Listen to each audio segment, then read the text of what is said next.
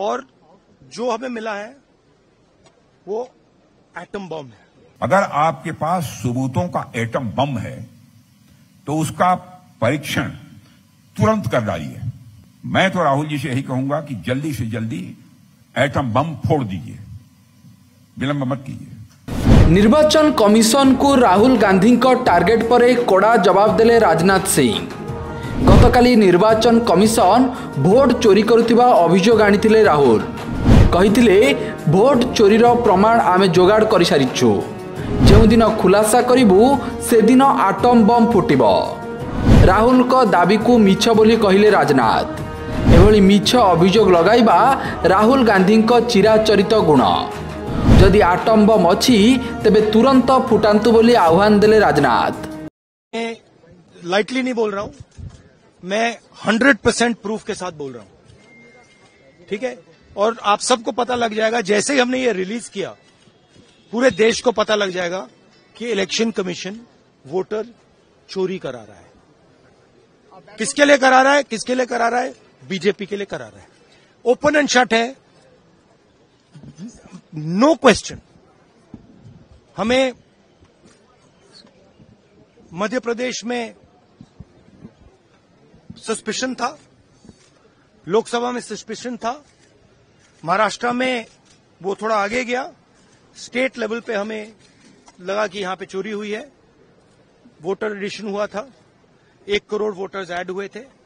फिर हम थोड़ा डिटेल में गए, हमने कहा देखो अब इलेक्शन कमीशन तो मदद नहीं करना है, तो थोड़ी ग्रैन्युलैरिटी में जाना है, गहराई में जाना है। तो हमने अपना ही इन्वेस्टिगेशन करवाया, उसमें 6 महीने लगे और जो हमें मिला है वो एटम बम है।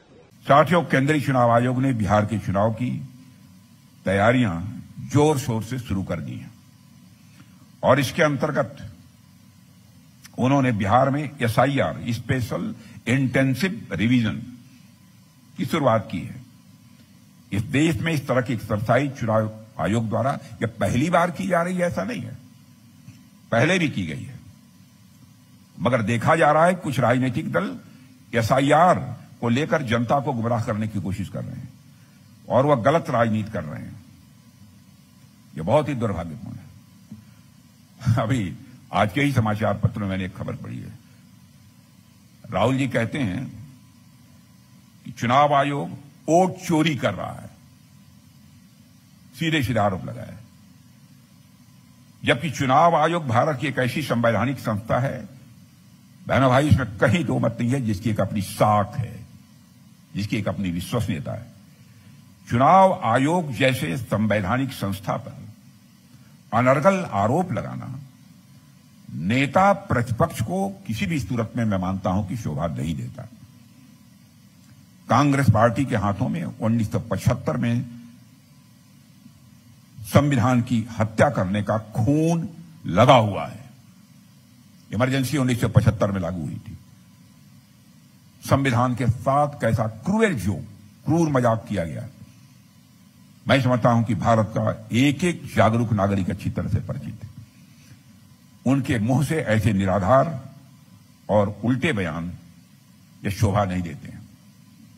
अभी कल भी SIR के मुद्दे पर विपक्ष द्वारा संसद को बाधित किया गया है और कल नेता प्रतिपक्ष ने फिर से एक अनर्गल बयान दिया है और उन्होंने कहा है कि चुनाव आयोग द्वारा वोट चोरी को लेकर उन्होंने सबूतों का एटम बम तैयार किया है,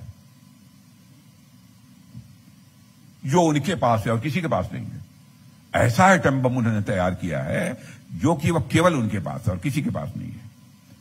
मैं राहुल जी से कहना चाहूंगा बहुत विनम्रता के साथ, अगर आपके पास सबूतों का एटम बम है तो उसका परीक्षण तुरंत कर डालिए।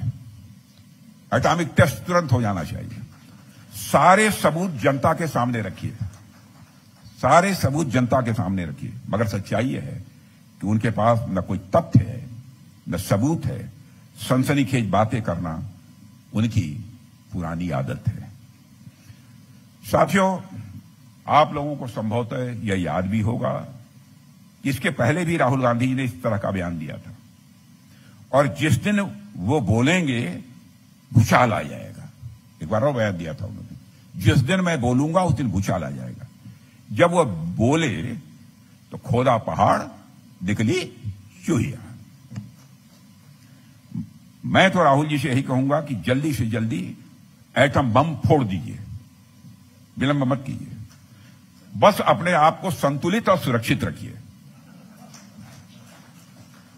क्योंकि हम सभी लोगों की चिंता करने वाले हैं, क्योंकि भारत ऐसा देश है जो कि भारत में रहने वाले लोगों की चिंता नहीं करता, बल्कि विश्व की धरा पर रहने वाले सभी लोगों की चिंता करते हुए सारे विश्व को वसुधैव कुटुंबकम, the whole world is a family, यह मैसेज देने वाला इस दुनिया की धरती पर कोई एक देश है तो हमारा और आपका देश केवल भारत है। साथियों, संवैधानिक संस्थाओं को उनका काम करने दीजिए, यह हमारी राहुल जी से अपील है। यह कांग्रेस की सेहत के लिए भी अच्छा होगा और मैं मानता हूं कि यह लोकतंत्र की सेहत के लिए भी अच्छा होगा।